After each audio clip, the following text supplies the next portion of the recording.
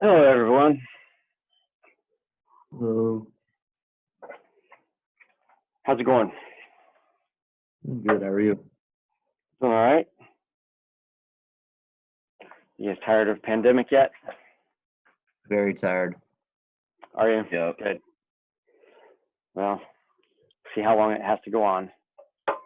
The restrictions where I live are going to be lifted on May 1st as of right now. I doubt that will probably hold. Are you in Kansas? Yeah. Yeah.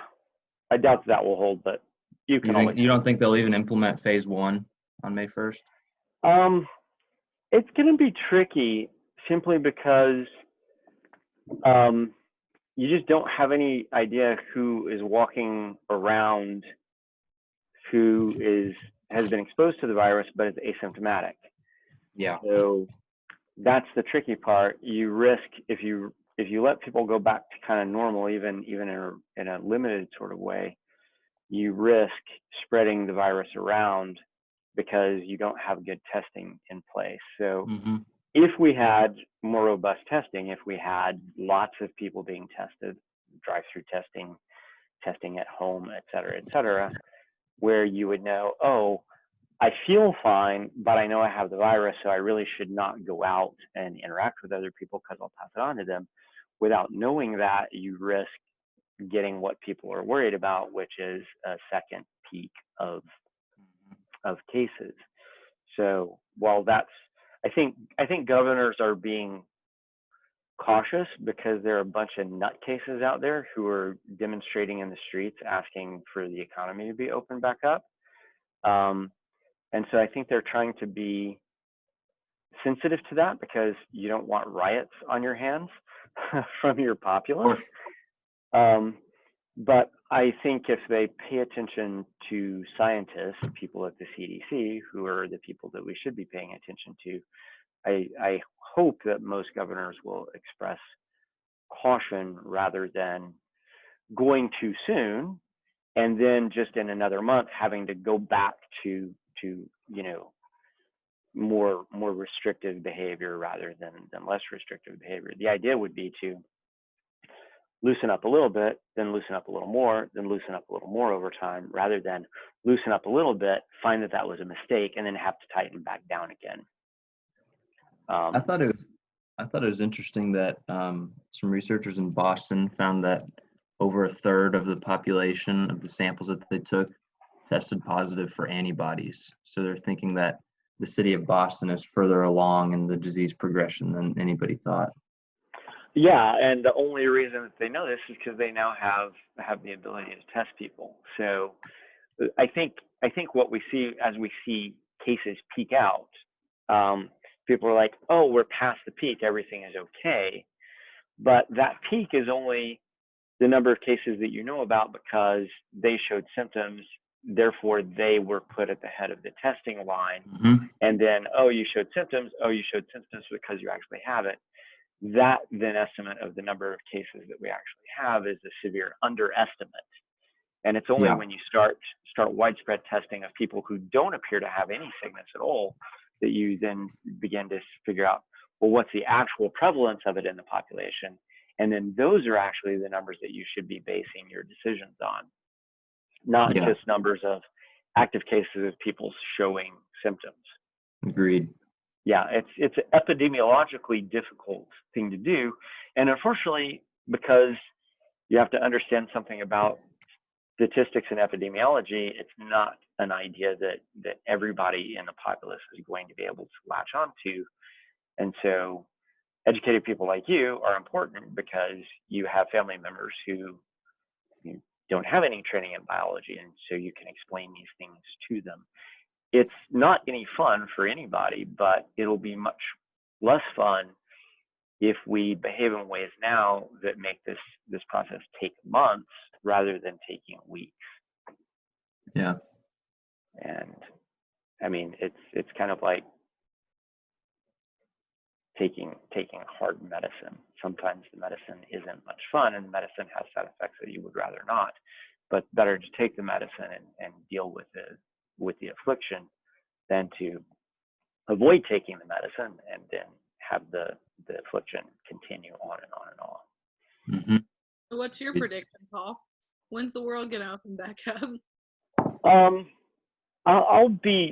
I'm hopefully optimistic that things are better by midsummer. Me too. But that's assuming that we all kind of stay the course. If states start opening up too soon, I was just reading an article on CNN the other day that universities, colleges and universities are beginning to talk contingency plans for the fall semester and the next academic year if we end up having to continue to offer courses remotely.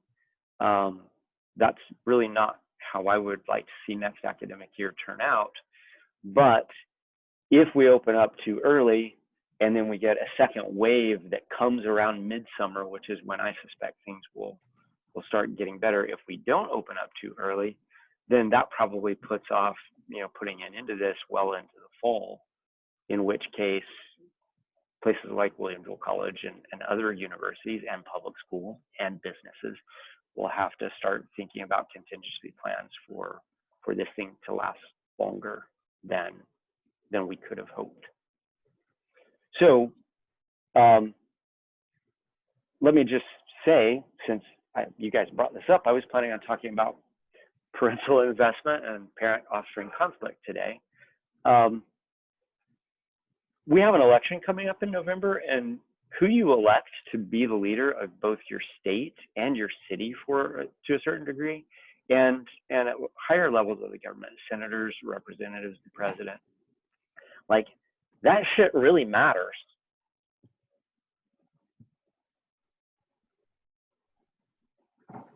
Gonna let a pregnant pause hang out there so that sinks in. Like, who you vote to make decisions really matters. And a lot of times you probably don't think about it on a day-to-day basis because you're college students, you're in your college athletics and you're studying hard for your classes, et cetera, et cetera. But this stuff actually really does matter. And so my hope is that one of the things that comes out of this is that we all think about what the role of government is in our lives, and we think about what the role of fact is in our lives. We think about what the role of science is in our lives, and hopefully we make better decisions than we've made in the past, because making wrong decisions about who we put in Congress, who we put in the House of Representatives, the Senate, the mayor's office, the governor's office, the presidency, actually has, in some cases, real world consequences that have effects on each individual person in America personally. A lot of times we cannot think about the House of Representatives and the Senate because, quite frankly, we spend a lot of times arguing about one another about things that in many cases don't have this kind of personal impact on us. This is one of those times when decisions by our decision makers are having real life impacts on virtually every person in the United States. Well, the problem is our choices are never great. Well, and so it's just like everything else. In this way, you're like a subject in an animal behavior study. You have to balance, conflicting demands. You don't always get the optimal choice that you get to choose from. You have to make the best of what nature has given you. So I guess what I would say to that is, Alexis, is simply because you don't have the perfect choice that you would dream of doesn't mean that you should sit things out. It means that you should then make the best choice that you can among the possibilities that you have. And nobody would like more than I to get rid of the two-party system such that the American public is just given two not great choices when it comes to election time. But that happens to be the system that we're stuck with.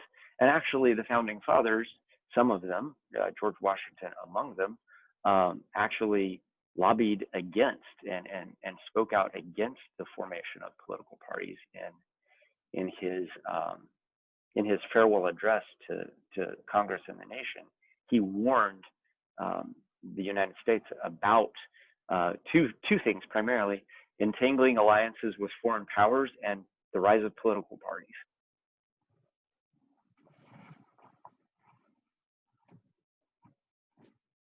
So I sense your frustration with the choices that you're given sometimes, but still get out there and vote, and try and vote in a wise way.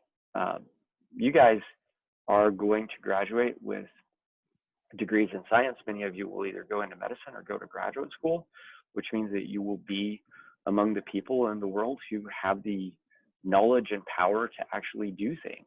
So, you know, use that power wisely. Have influence on the people around you, people who don't have your training and the benefits of your expertise. So, in answer to your question, I hope it's over by midsummer. We will see. I think what happens in the next month will be crucial to that. Is William Jewell thinking about a contingency plan for next fall already? I have not heard anything, but simply because I haven't heard anything does not mean that the provost and the president and the board of trustees are not thinking about that. It just means that if they are thinking about it, they haven't told us that they're thinking about it. I would be disappointed in them if they weren't thinking about it, because when I don't want them to be thinking about it is August 1st. So as I know anything, I will pass it along unless I'm expressly told not to. But one of the things that I have liked pretty much about the way this has gone is the administration has been pretty open in terms of their communication with faculty. And at no point have they said, oh, we're telling you this, don't talk to your students about this. So I've appreciated the openness that the administration has had about this process so far. And I am also inherently mistrustful of things like administration at colleges and universities. So, all right. Any other questions or comments about that?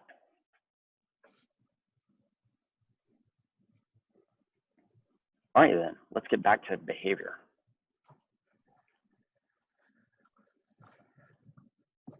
Can you guys see my screen?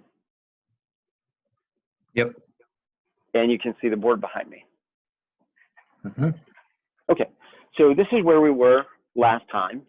And we were working through this, and I think you guys were a little frustrated and confused by it. But basically, this is just a game theoretical way of thinking about whether or not you should stay and care for offspring or you should desert. And so your book sets up this idea. It's a model from Maynard Smith, who was a behavioral ecologist who did a lot of contributions to game theory back in the 1970s and 80s as it's applied to animal behavior. And so we have the probability of offspring survival when you have 0 parents providing care, 1 parent providing care, or 2 parents providing care, which means that your survival is higher with 2 parents, it's lower with 1 parent, and it's even lower with only with no parents, basically leaving the offspring on their own. Then we have the probability of the male mating. Again, in this particular form of the model, the assumption is that the male is capable of mating again, whereas the female is not. And then the female will produce more eggs if she deserts her offspring than if she doesn't desert her offspring, because she will have needed to save some energy for parental care. So she'll have a smaller clutch when she stays and cares than when she deserts. So the big W will always be larger than the little w. And we were going through condition 1 to basically say, all right, what happens in terms of the rewards for males and females when both of them desert? For the male, it's because the female is also going to be deserting, the male gets the number of eggs that the female will produce under deserting conditions, plus multiplied times the probability of survival of those eggs that are produced, multiplied times the probability of being able to mate again. And I think Alexis at the end was asking, you know, why is that 1 there? Well, that 1 there is because this male has already got 1 breeding attempt in, and then you get added to that whatever the probability is of mating again. And so, you know, if you have 20% chance of mating again, this would be 1.2. So you get 1.2 times a single production because you would have the first reproductive effort plus the 20% chance at another reproductive effort. For the female, it's just her egg production multiplied times the probability of those eggs surviving because she doesn't have an extra opportunity in order to reproduce. So then the question is, well, under what conditions would we expect individuals to stay in care rather than desert? Well, what we can do is we can basically take what is the reward for the male, and we say, okay, if this is the reward for the male when he deserts and the female deserts, this has to be a greater reward than whatever reward he would get if he stayed and provided parental care. If he stays and provides parental care, he still gets the female's eggs because she's still deserting, presumably. But now he's getting the increased survival of one parent staying and caring. So in order for the male to desert, this side of the equation has to be higher than this side of the equation. If that's not the case,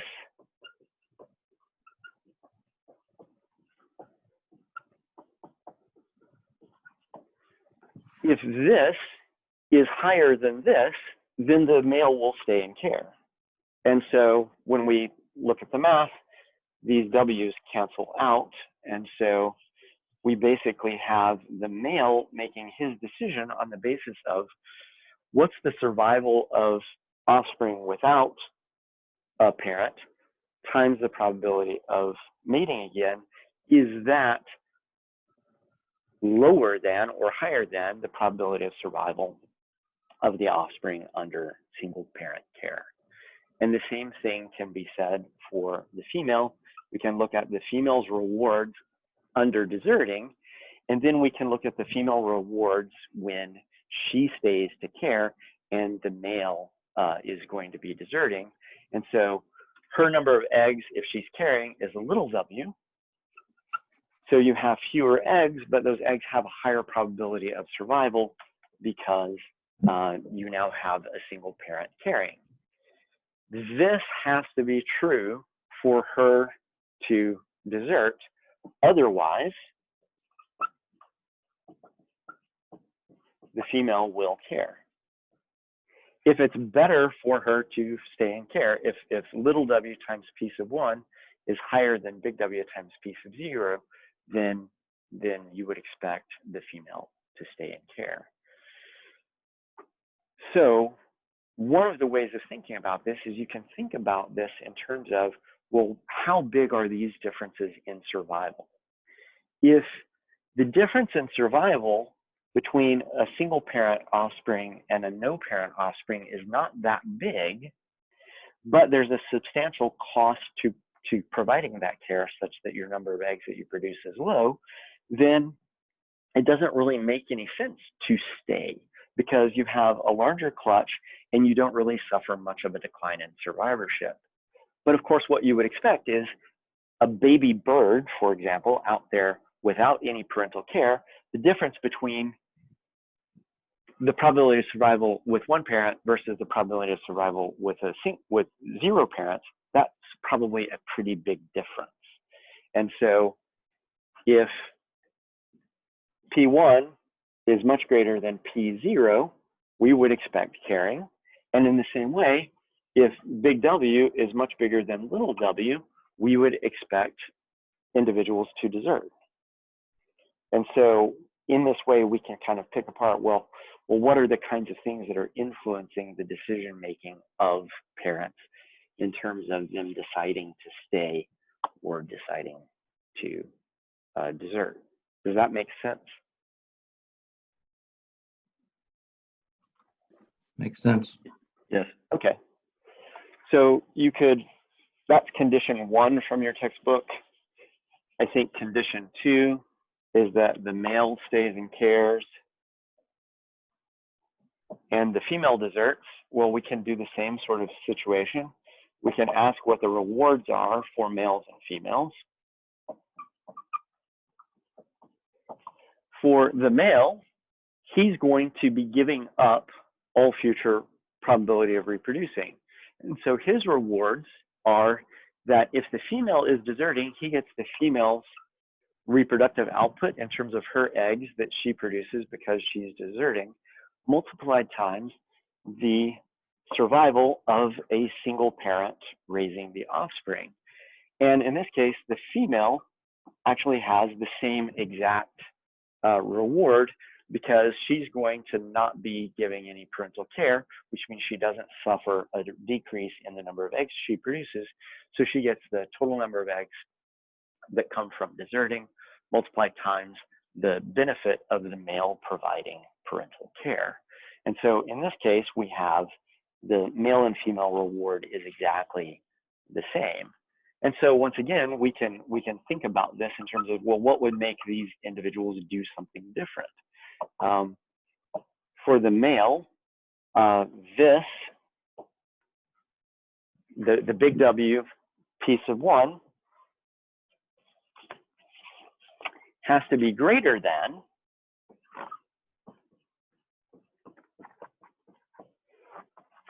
the rewards for deserting. Otherwise, he would desert rather than care.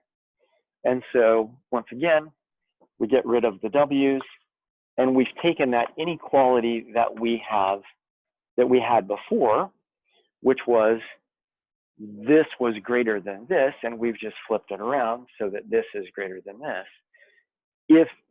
So the gains in survival of single parent care have to be greater than the probability of survival multiplied times the probability of mating again.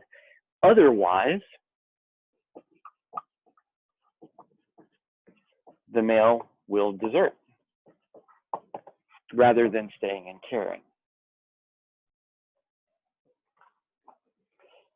In a similar way, we can look at the rewards of the female, big W P1, and this has to be a greater reward than her staying and caring. So what is the result of her staying and caring? It is the little w, because she's staying and caring, times P sub 2 in this case, because if she is staying and caring and the male is staying and caring, you've now gone into biparental care. So you have a decline in reproductive output in terms of number of eggs, but you have an increased survivorship of offspring. So even with that increased survival of offspring, this figure over here, which is the egg production while deserting times monoparental care, has to be greater than the benefits of biparental care. Otherwise, the female will stay and care, and you'll have a system moving towards biparental care. So do you see how this is working? Yes. Yes, but I think we should still go over the other conditions. Yes, we are. We're going to go over the other conditions. Yes, I just want to stop and make sure that I'm not losing anybody. So we're all good so far? Yep. Okay, then let's shift conditions. And let's make the male be the deserting one. And let's make the female care. So somebody walk me through this. We'll do male reward and female reward.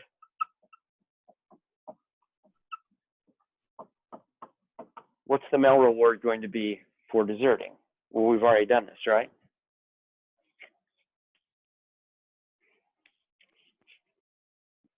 Little w. Yeah. So we've done it for when they both deserted. So it's going to look similar to what we did before, but it's going to be slightly different because in this case, the female is staying. So how's it going to be different?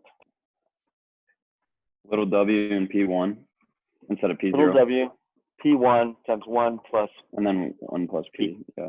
Yep. So it's the reproductive output of a female that stays and cares times the survival of monoparental care plus the probability of a mating again. What's then the reward for the female? Little w P1. Little w P1. So then we can go to the second part here and say, all right, well, what would then cause a male to shift from deserting to carrying? We take what the reward is of deserting, and that has to be bigger than what? Little WP2.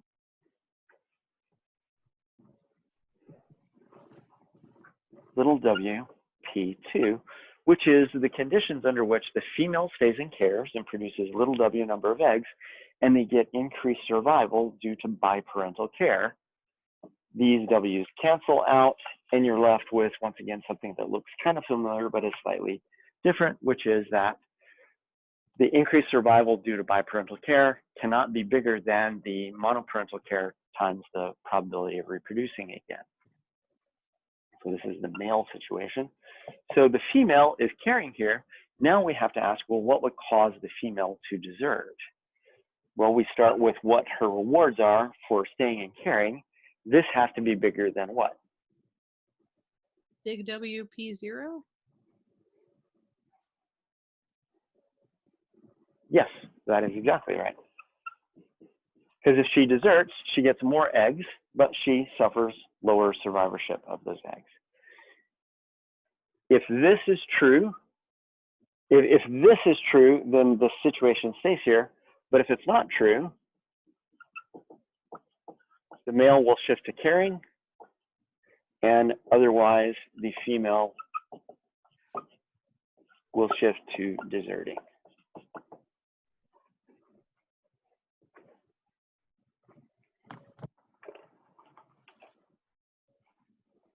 Everybody's still hanging. Yep. All right. Then, of course, the last scenario is what? They both care. They both care. Where did you even?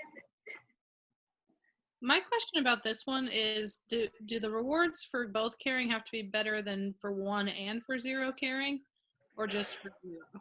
So actually, you only have to work it out for 1 caring, because presumably 1 individual caring is better than no individuals caring. So we can go back up to here and rely on this. Okay. Does that make sense? Yes. Okay. So we can once again do male and female rewards. What are the rewards for a male of biparental care?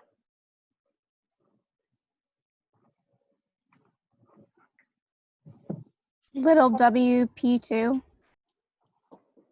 Thank you. And what are the rewards for the female? The same thing. They are the same thing, little w P2. So now we can figure out, well, what conditions would make one of these individuals desert? So what are the conditions that are present for the male? Well, once again, we start with the rewards that the male is currently experiencing, and then we need to look at what the rewards are if he deserts and the female stays.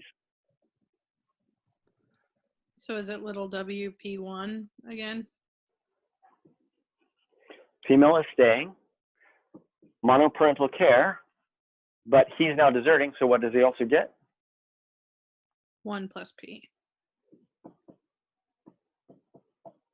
These little w's cancel out, and once again we get the flip of what we had in the scenario previously.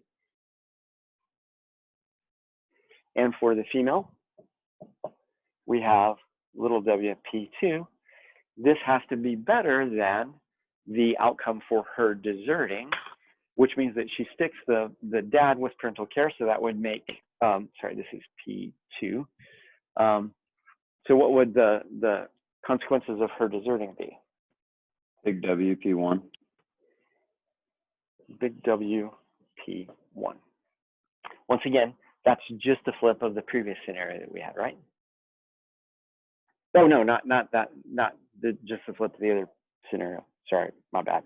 But it's similar in terms of the inequality to the other scenario, except it's got P2 and P1 instead of P1 and P0. So if this is the case, they both care.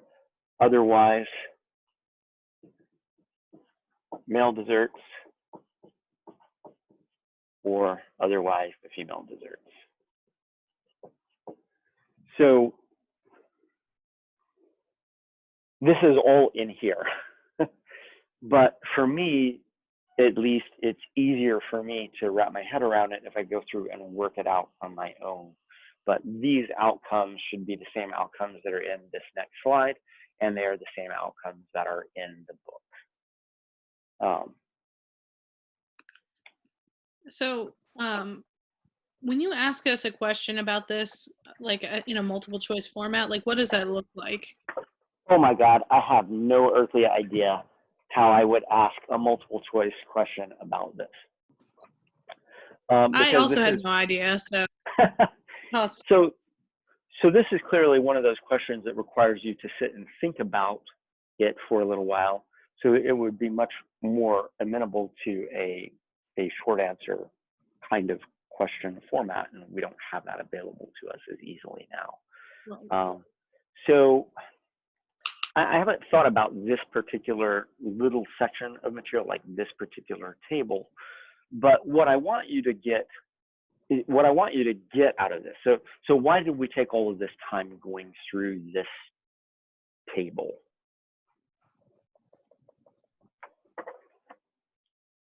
Just to kind of talk about the fact that there is like explanation for why animals behave the way they do.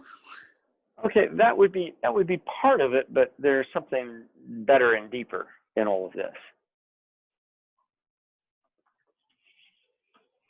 Because if you already know that there are ways in which organisms can think about decision making, but in this particular case, what's deeper, what's meatier in here? Maybe to illustrate why females stick around and care more often?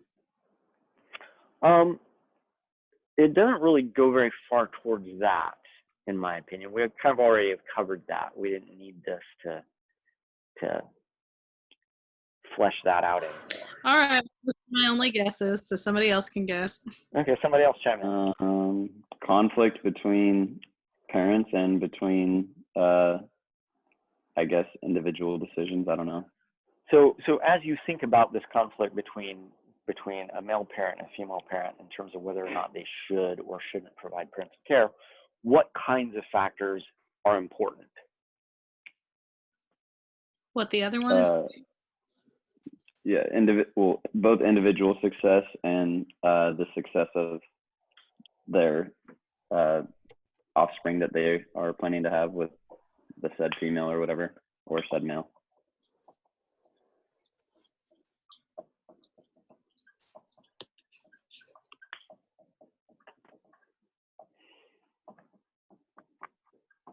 So certainly one of the things that's crucially important is what's the probability of survival of the offspring, whether you have 0 parents, 1 parent, or 2 parents. And so once again, if these differences are not very big, then this isn't going to be as big of a factor. But if, on the other hand, these differences are substantial, then that becomes more of a decision. The bigger these differences become, the more likely you are to provide parental care. And that's borne out in all of these scenarios that we just went through. What else then has an influence on an individual's decision to stay and provide care versus desert? Could fertility gains be an option?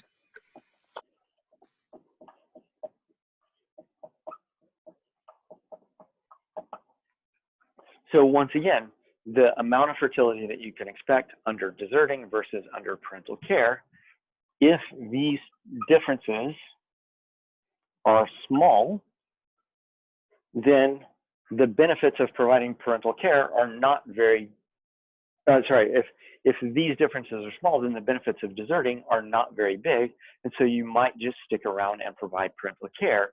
If, on the other hand, this difference is quite pronounced, then there's a big incentive for deserting on the part of the female in particular.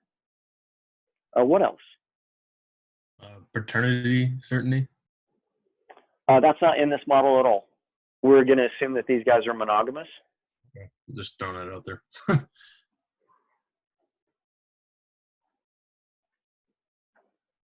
What's the only other thing that we've dealt with in this model so far? Little p. Probability of Yep. mating again. Probability of mating again.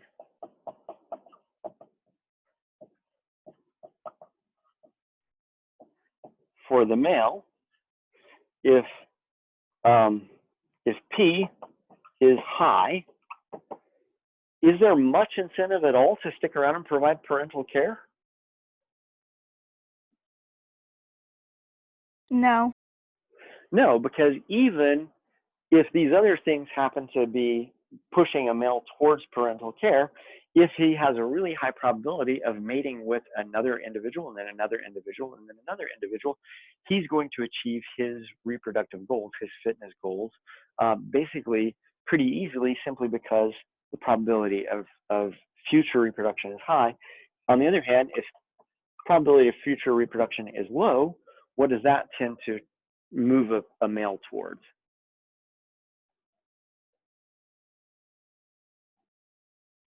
Staying and caring. Staying and caring. So the whole reason of going through this is that by working our way through this table, it allows us to think about what these major drivers are of male and female behavior and say, okay, if this is a big difference, what is that going to tend to make individuals want to do? If this is a little difference, what is it going to tend to make them want to do? Et cetera, et cetera. So it allows us to identify 3 primary drivers. And through the process of working this out, we've said, okay, well, under what conditions will individuals be prone to desert versus prone to provide parental care? That's the deeper thing that hopefully you got out of this. That makes sense? Yes.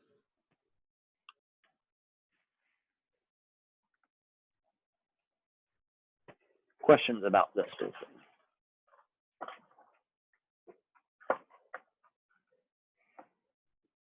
All right, then let's go back to this then. So we've talked about all of this. And so the next question really is, okay, so you've decided to care. You've decided to stick around and provide parental care. The next question that you could ask is, so how much are you going to contribute to this process of providing parental care? And so one of the ways that people have studied this, and they talk about this in the textbook, is what happens if you remove a parent in a biparental care situation. And so what we find is that the effort level of one parent depends upon the effort level of the other parent. And so they present this figure to you, which might or might not have made sense to you. How many of you saw this figure and you looked at it and you're like, I'm not quite understanding what's going on there? Sounds about right. Okay, all right, good enough. Honesty is good. So what this is basically saying, and it would help if they would label their axes better, but basically low effort by the female is here, high effort is here, low male effort is here, high male effort is here. So generally what happens is, in a biparental care situation, if one parent, in this case the female, starts to reduce the amount of, as one parent increases her effort, so this is the effort of the female going from little effort to a lot of effort, the male effort will compensate. So at low levels of female effort, you should expect high levels of male effort and vice versa. Same thing with the male. As the male increases effort at parental care, you can expect the females to take on less of the responsibility. So what's important really is what are the actual slopes of these two relationships. And in panel C down here, what you see is a situation where as the effort of one parent increases, the effort of the other parent declines at a precipitous sort of rate. And so as the effort of the female goes up, the male effort really drops down quite quickly. As the effort of the male goes up, the effort of the female drops off really precipitously, such that as one parent provides more effort, the other, if you removed one parent from a biparental situation, the parent that remains can't compensate for that completely. And so the panel C is basically a situation where they have incomplete compensation. If you were to remove one of the parents, the other parent can't easily make up the lack of parental care that is necessary. And so what happens is, if you start off with female effort X, what that would lead to, it would lead to this male response. But that male response would then imply that this would be the female's effort in response to that. Given that female's effort, you would expect this much to come from the male, you would expect that much to come from the female, and it will slowly zero in on this evolutionarily stable strategy at the middle of the intersection of these two lines.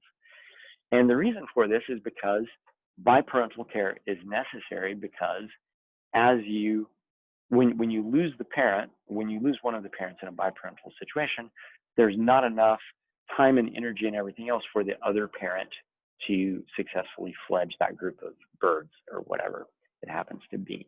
And so in this incomplete compensation scenario, you actually really do need both parents to perform parental care, because one parent can't do it alone.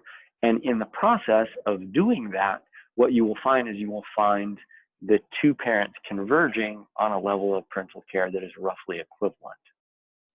So they're both putting out about the same amount of effort. And this is how the progression would go. On the other hand, you see that the lines are flipped in panel D.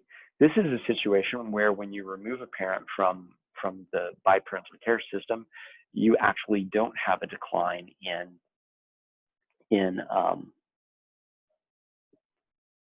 the survivorship of your offspring.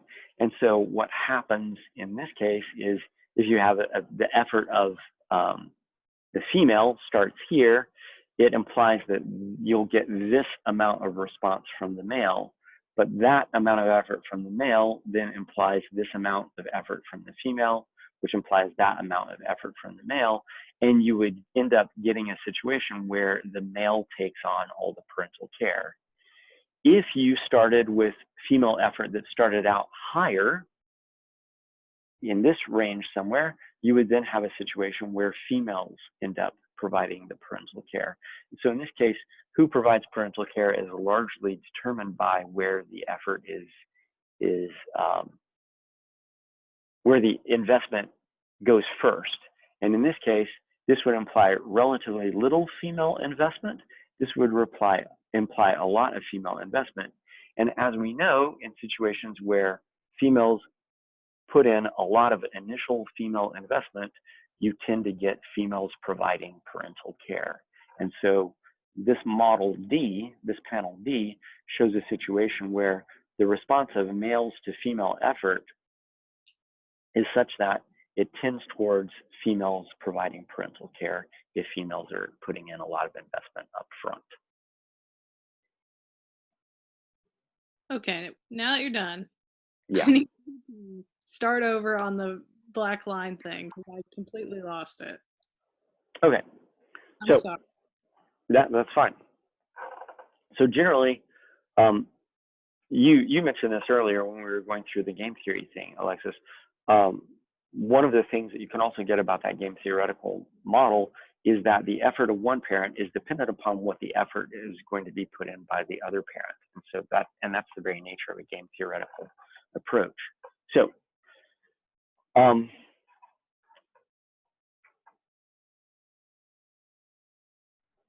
let's see, what's a good analogy? Let's think about human beings, for example.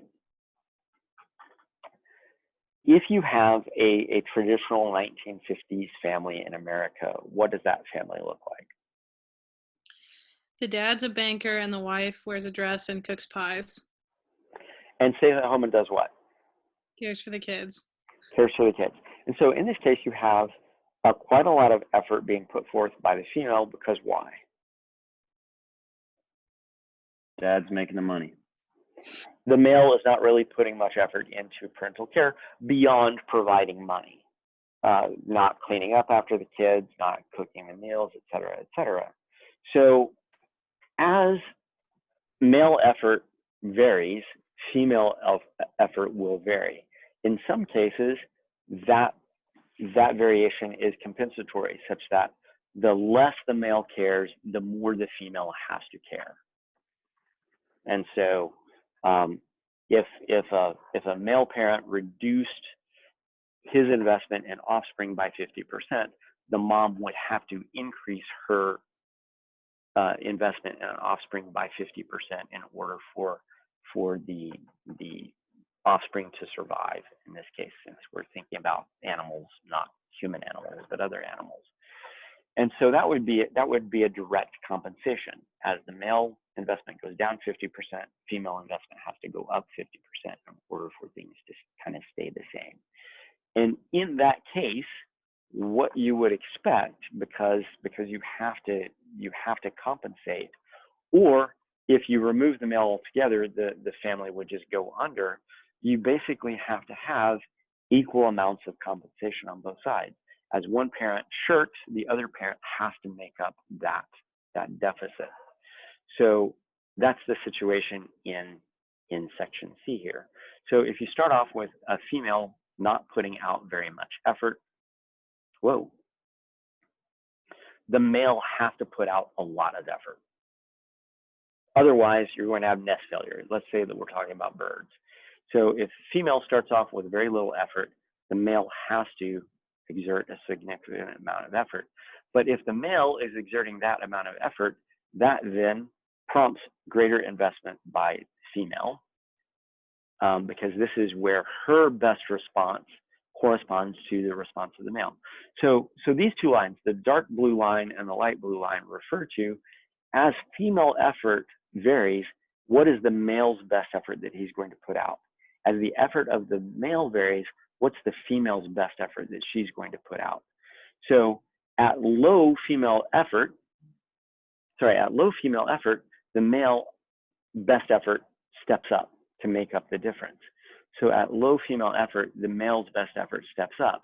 But as the male's best effort steps up, the female's best effort actually goes down somewhat, but because you're kind of here in the middle of the graph, it ends up being at this intersection point on the female curve, the female's best response, responding to male best effort.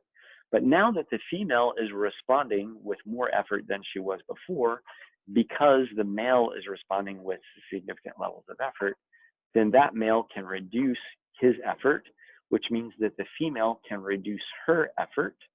And eventually they just hone in on this balancing point where male and female effort are much lower than they could be if the other partner was shirking their responsibility, but it's not nothing. So they're achieved this balance. And so you reach this stable equilibrium in the middle there. And why is it called incomplete compensation? Because generally this is one of those situations in which biparental care is required, such that if one parent leaves altogether, you'll basically end up with nest failure. Okay. So if the female starts out with this initially low effort and it prompts the male to have a high effort, why would the female even change her behavior? Why wouldn't she just let the male stay giving this high effort? Because once again, if you continue to do that, what you're going to probably end up with is nest failure, because you're moving away from a biparental care system to a monoparental care system. Okay, got it. Because the one male acting solely on his own is not going to be able to get the brood of nestlings to fledging. And so the female has to put in something. This is then the question of how much does the female put in? How much does the male put in? under these conditions, you should get a situation where males and females put in approximately the same amount. And that's where that equilibrium point is, at the middle point there. On the other hand, so this is what is in frame C or frame D. On the other hand, if biparental care isn't necessary, and we can go back to the game theoretical way of thinking about this, if biparental care isn't necessary, it means that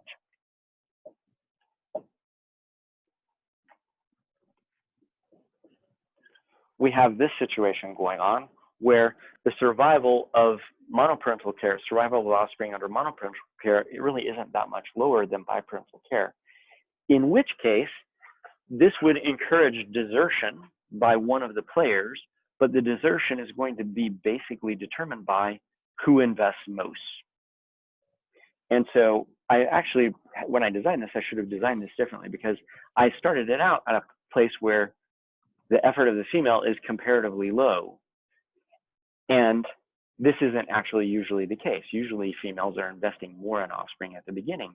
But if females invest relatively little in offspring at the beginning, what that actually does is it puts off more of the responsibility of parental care onto the male.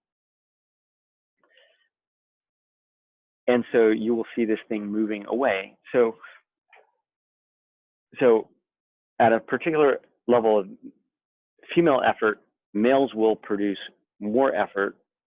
As a result of this, that encourages actually females to produce less effort, which then forces males to produce more effort. And this thing will spin out of control until you end up with a situation where the male is providing parental care.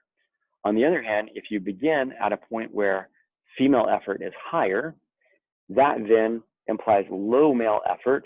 That low male effort implies requiring even more effort of the female, and you'll spin over towards female parental care. So in this situation, because you've changed the slope of these lines, you have a situation where you're either going to end up with male parental care or female parental care. In both cases, only one parent will stick around and provide parental care, because biparental care isn't really required. And as we've already talked at length in this chapter, who generally does monoparental care when monoparental care occurs? Female. The female. Why? Because they already spent a lot of energy investing in the reproduction. And They've already done the investment. So panel D, to a certain degree, explains why you see more parental care by females. Does that make more sense now, Alexis? Yes. Much better. If I was smart, I would have done this. So here's another way in which you can take a not great lecture by a professor and work it to your advantage. I could have done this such that I started out at higher female effort, which would then imply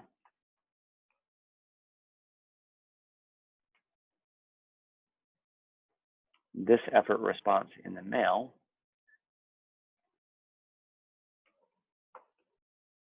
that would then,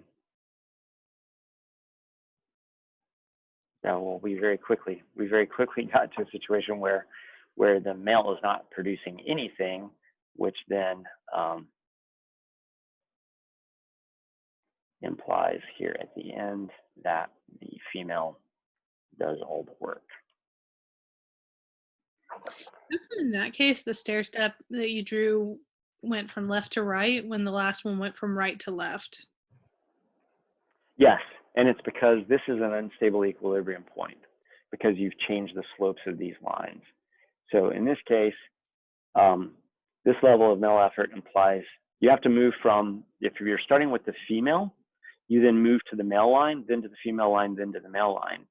So we're going female effort to the male line, to the female line, to the male line, to the female line. Okay. So the clearest way to, a good analogy to this is a model that looks very much like the competition models that you studied back in evolution and ecology.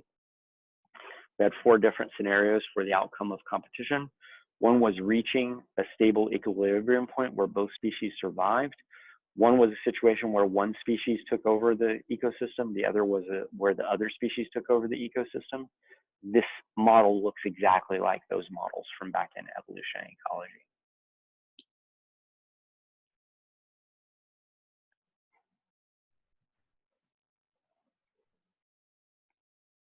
And we could have run it just as easily by starting with male effort, but the male effort would then go and intersect with the female line, then the female line would intersect with the male line. It doesn't matter which one you begin with, but you would then go through the process of alternating from male to female.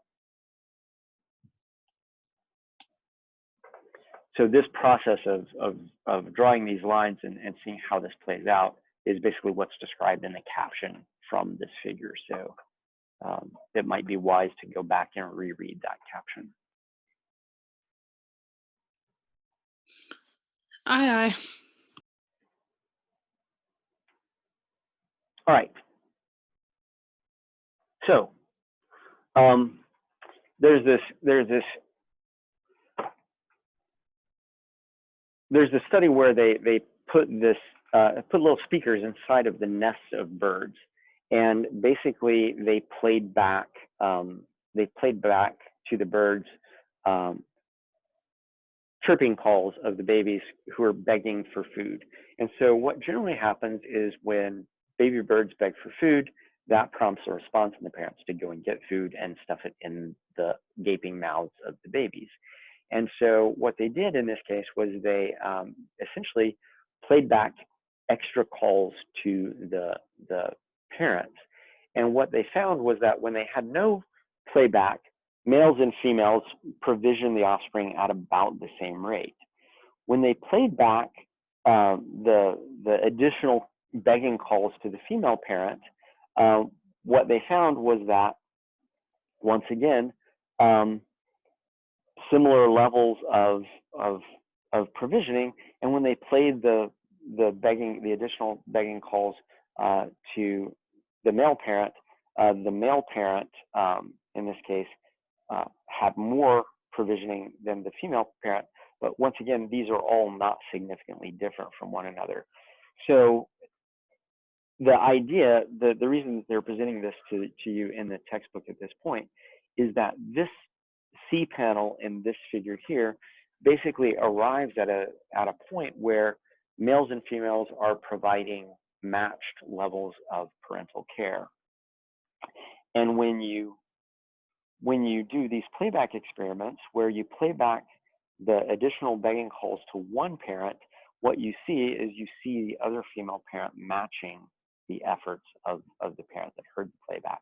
So it doesn't matter whether you play it back to the male or play it back to the female, you get kind of compensatory increases in provisioning by the parent that didn't receive the initial stimulus. And so parents tend to match the care that is given by the other in these biparental care situations.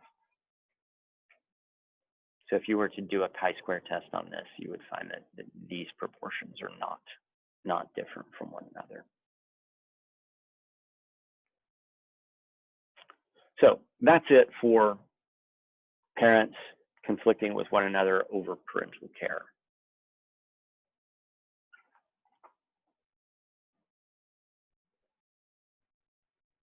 So we're not going to finish this chapter.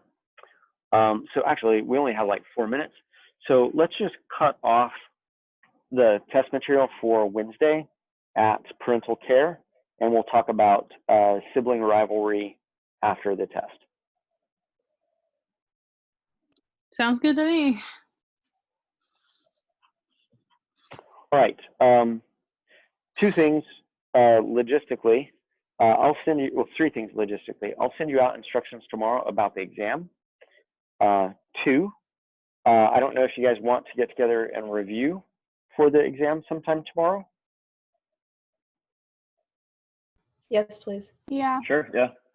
What's a good time?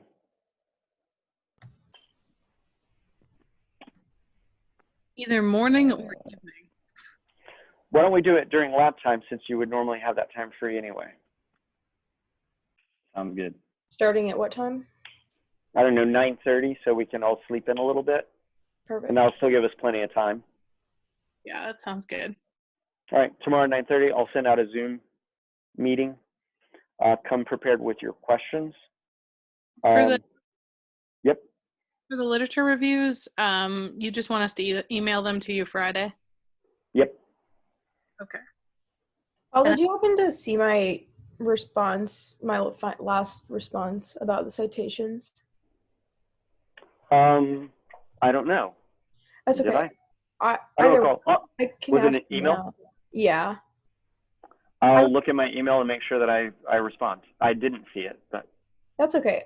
Yeah, I just wanted to, I mean, since the literature review, like, needs basically at least 20 sources, you know, I know that there is a format writing guide on Moodle that shows like examples and stuff, but is that like a certain type of citation format in which like we could potentially use a generator?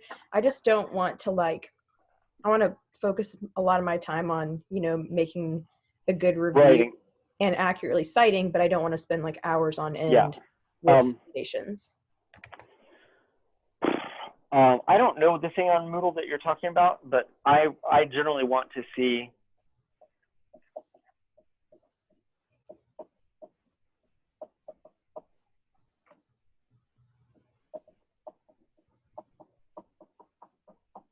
You're talking about some guidelines for writing, the thing that you put at the beginning of the year. Yeah. I think you Oh. write Chicago, don't you, Paul? What's that? Chicago, right?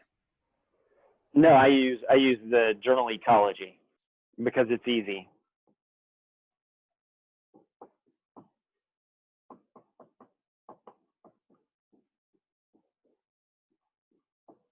This is the way the Journal Ecology does it. The authors, period, date, period, article title, period, journal title, volume number, colon, page range. That's all I need. As far as finding an easy way to do this, the easiest way to do this is that when you start gathering literature for a project, put it in an online reference managing system like Mendeley or something like that.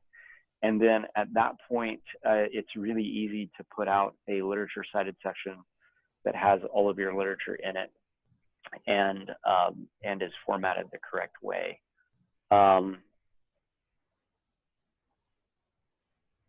I realize that that's not the best thing to say, like here at the beginning of the week, but that's generally how I do it. So I have a Mendeley account, so it's an online repository. As you read papers, you can basically upload the paper to your Mendeley account.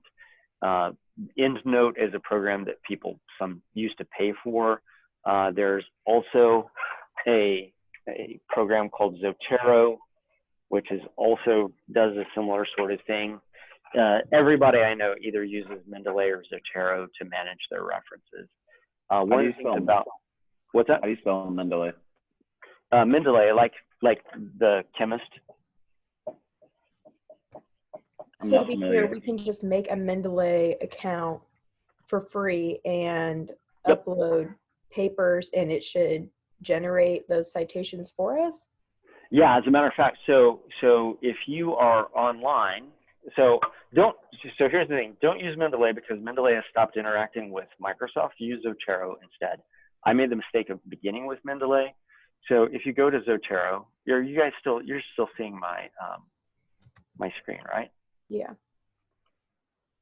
You can download Mendeley as an app on a computer or iPad, probably. Yeah. So the thing that I don't like about Mendeley now is they used to have a cite while you write function. So as you were writing along, if you started citing a paper, got like the first author in there, it would give you a little drop down menu and it would have all the papers that are in your account that person has written. And then you could just click on it and it would insert it into your paper and also put it into your literature cited at the end. And that was nice. But then it lost functionality somewhere along the way. So if you go to Zotero, this is just a free thing to do. And I think Zotero has the same function where as you're in Word composing your article, if you have words linked to your Zotero account, as you type in citations, it will go to your account and it will find those, and it will start building the literature for you. And it says it's available for Mac, Windows, and Linux. And so I haven't yet made the shift to Zotero because I was with Mendeley for many years, and it's just something that I need to get around to doing. But that's the easiest way to do this. And if you're planning on going to medical school or graduate school, this is something that you should be thinking about doing anyway, because wrangling literature becomes a hassle the older you get, because there's just more and more of it over time. I might have to end it all not having known about this until right now.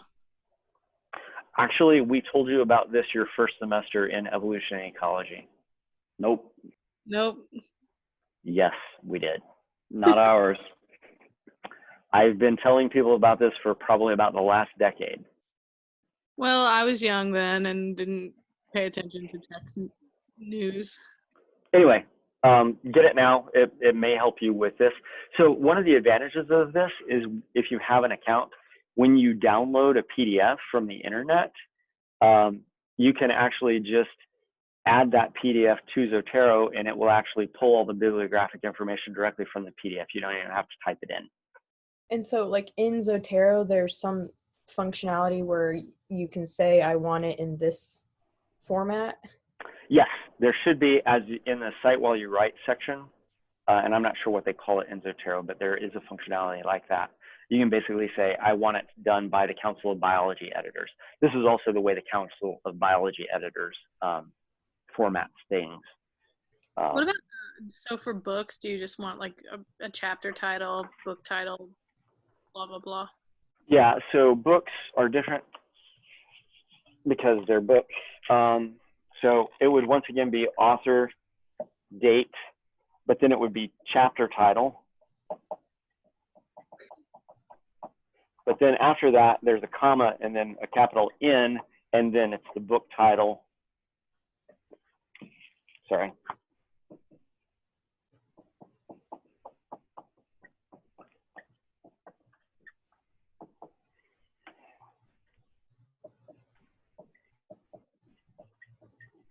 So it basically takes on this form. Additionally, I'm sure that it's probably in that writing guide that you have up on Moodle as well. But like for some, more generic information, I used like they're reliable, .orgs or from universities and stuff, but information from websites like that's not necessarily primary literature. So I would prefer that you use peer-reviewed literature, even if it's peer-reviewed literature that is secondary. So when you think of primary literature, you think of journal articles. Your textbook is peer-reviewed. It's been reviewed by lots of people over the years, over the different editions of it. So a textbook is actually a more trustworthy source of information than a website is, because textbooks undergo peer review. So for that generalized kind of information, I would rather see something from a book rather than something from a website. Yeah, and I mean, for me personally, I've written like a lot of my review out already and have found like most of my sources and used them already. And sometimes it's not easy to like get access to books besides the one that we have for class, and it doesn't necessarily always include everything that I am looking for. So, just some of those different sources. I have like plenty of literature. Trust me, but occasionally it's hard to find like just when you're searching out a general statement or like definition, it's hard to just like generate that in like Google Scholar or like the library or something. Yep. So. And this is actually a problem that even experienced researchers have to deal with, which I think is why you oftentimes see Darwin cited so much, because Darwin wrote about a lot of different things over the course of his lifetime. So whenever I'm faced with that, I try and think to myself in my own knowledge base, okay, who's the likely person who probably said this first? And then what I try and do is I try and go and find that person. and I don't have to find everything that's been written about that in the interim, but I know, okay, I know that in this paper or in this book by this person did say this. And so even though it's something very, very general, I know that I do have an authority for it. And so,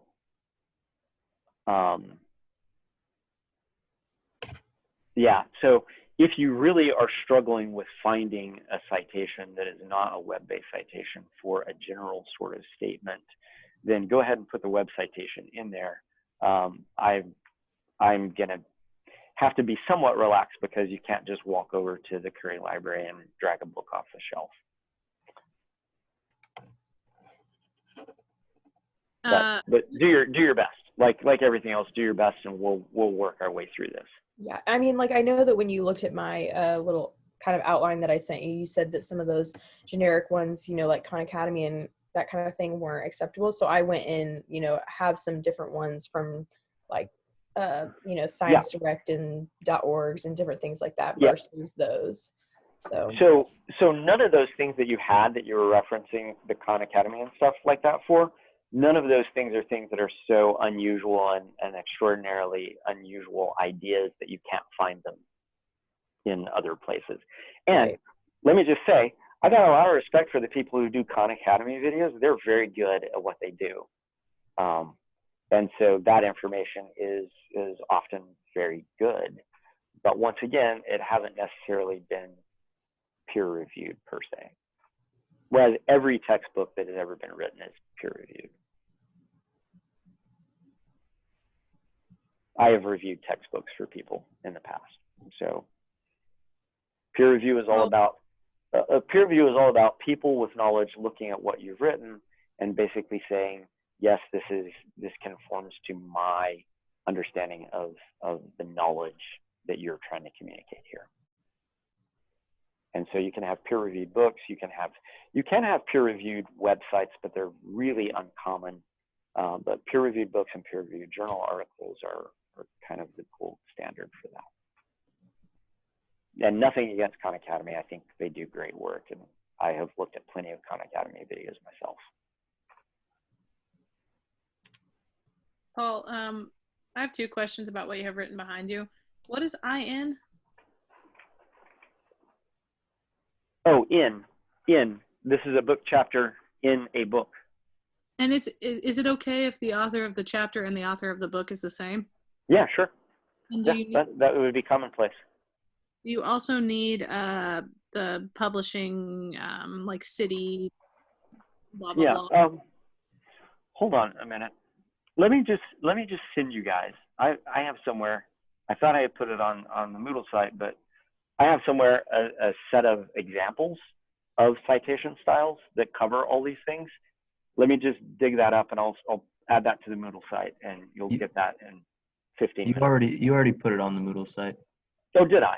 At the beginning of the semester, yeah. Okay, yeah, just follow that format. Whatever that format is what I'm looking for. Okay.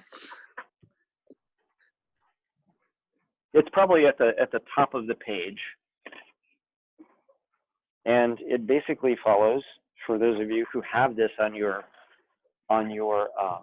bookshelf, which is, I'm sure, all of you, the Council on Biology Editor Style Manual.